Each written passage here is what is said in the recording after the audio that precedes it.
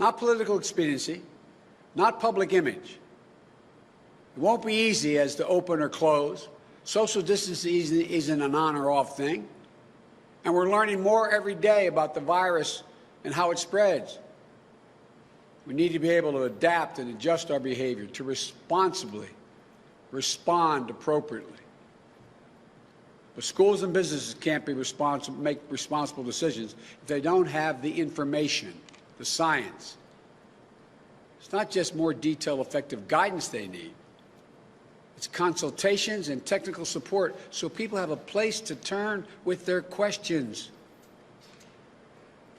It's having a government that's in your corner, not a government that's turned its back on you. And once we get our federal, state, and local governments working together, once there's universal masking, enough PPE and testing to go around, science-backed guidance to help us make the right decision, then we can get our kids back to school safely, our businesses growing, and our economy running again without wasting another minute. As I said last night, I'm not going to shut down the economy. I'm not going to shut down the country. I'm going to shut down the virus. And finally, we'll be focused on developing safe and effective treatments and distributing a safe and effective vaccine. President Trump claims he found a cure. Well, let me tell you, yet we have 1,000 people dying each day. More than 40,000 people are in hospitals right now battling the virus. Life-saving therapies shouldn't be just available to the wealthy and the well-connected. We need to make sure they're available to everybody, available and affordable. It's also possible we could learn any day that one of these vaccines currently in trial is showing itself to be effective. That will be a wonderful day for our people and people around the world, everywhere, whether it comes next week or in the next 2 months. But it will still be many months before any vaccine is widely available.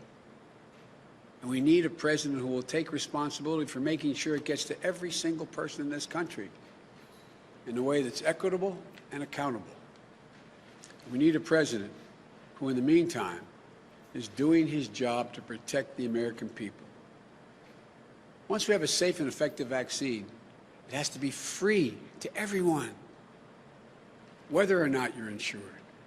Let me say that again. The vaccine must be free and freely available to everyone.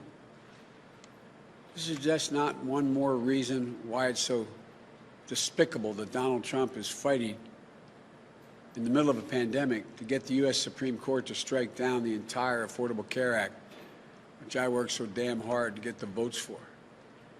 Under the ACA, insurers are required to cover recommended vaccines for free. So overturning the ACA would mean people have to pay to get COVID-19 vaccine. That's wrong. Very, very wrong. Unlike Donald Trump, I believe health care isn't a privilege. I think it's a right. That's why, as president, I'll protect and build on the ACA by adding a public option that will compete with private plans to expand coverage and lower health care costs across the board. I'll bring down drug prices by allowing Medicare to negotiate with pharmaceutical companies. I'll make sure Americans have insurance. Those with insurance have access to free COVID-19 vaccine. And I'll direct the federal government to bulk purchase as many doses as is necessary of the COVID-19 vaccine so we can provide it free to those who are uninsured, underinsured, or Medicaid eligible. Throughout all this, yes, Mr. President, I'll listen to the scientists and I'll empower them. I know how much President Trump has damaged faith in our institutions, in our leaders, in government itself. We have to rebuild the trust between the public and its public servants. It's one of the most difficult tasks we'll face in the coming years. But if I'm elected president, I'll always give it to you, as FDR said, straight from the shoulder. I'll deliver on my promises. I'll listen to the American people, no matter what their politics. I'll let the doctors and the scientists speak freely so you can make the best decision possible for yourself and for your family. And I won't let 4 years of Donald Trump rob us of the most fundamental American qualities, our hope in the future and our faith in ourselves. We can beat this virus. We're not too divided to achieve big things. We're America. We can do this. We've never failed when we work together. Imagine a true nationally coordinated plan where we spare no expense so our schools have the resources they need to reopen with full health and safety protocols in place. Imagine every small business getting a restart package that helps cover the cost of installing plexiglass, providing PPE, and more to minimize the risk of exposure for customers and workers. Imagine our older Americans and people with disabilities having the peace of mind that comes with trusting that the public health system is working for them. Imagine, instead of staying locked up in their rooms, they're able to hug their grandchildren or those who they love and haven't been able to see. Imagine if you're a member of a community that has been hit particularly hard, Black, Latino, Asian Americans, or Native Americans. Imagine a public health and economic response that treats your needs as a priority, not as an afterthought. Imagine a day in the not-too-distant future when you can enjoy dinner with your friends and your family, and maybe even go out to a movie. Or when you can celebrate your birthday, weddings, graduations, surrounded by your nearest and dearest friends. That's the Biden-Harris agenda to beat COVID-19. It's going to take all of us working together, and that's not hyperbole, all of us working together, watching out for one another. We're all still going to have to wear our mask, a practical social distancing a while longer. It's going to be hard, but if we follow the science and keep faith with one another, I promise you, we'll get through this and come out the other side much faster than the rate we're going now.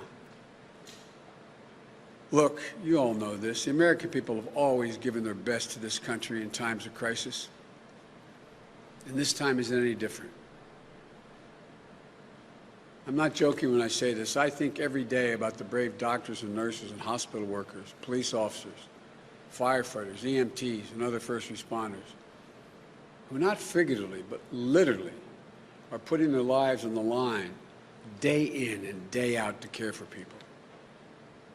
I think of the essential workers who carried the rest of us on their shoulders through these many months. The grocery store clerks, the delivery clerks, the drivers, the folks on the assembly line, the meat packers, and so many more. People too often overlooked, undercompensated. They've given the best to their country when we need them the most.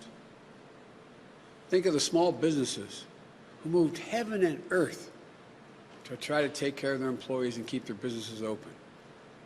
And sadly, of all those who couldn't because they didn't get the help they were promised.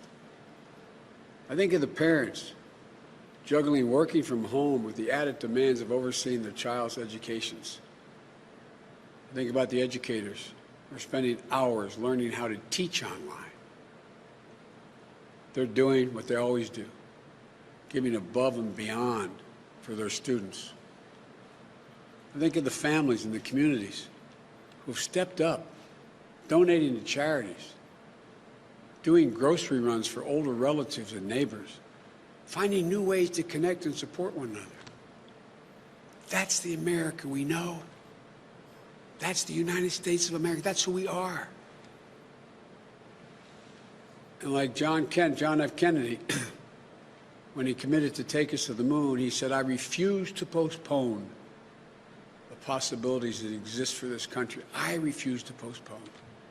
Refuse to postpone the American purpose that will not only lead our country back, but lead the entire world. There's no challenge. There's no challenge we cannot meet. No enemy we're unable to face. No threat we can't conquer. We stand together, united, bound by our common resolve, determination, and values. Folks, together we can harness the unlimited potential of the American people, not just to get back where we were before this virus hit us, but to get back better. I promise you, and you know it in your heart, we can do this. We must do this, and we will do it together. You know we can do it. This is the United States of America. May God bless you all, and may God protect our frontline workers and all those who have lost a loved one. Thank you, and keep the faith.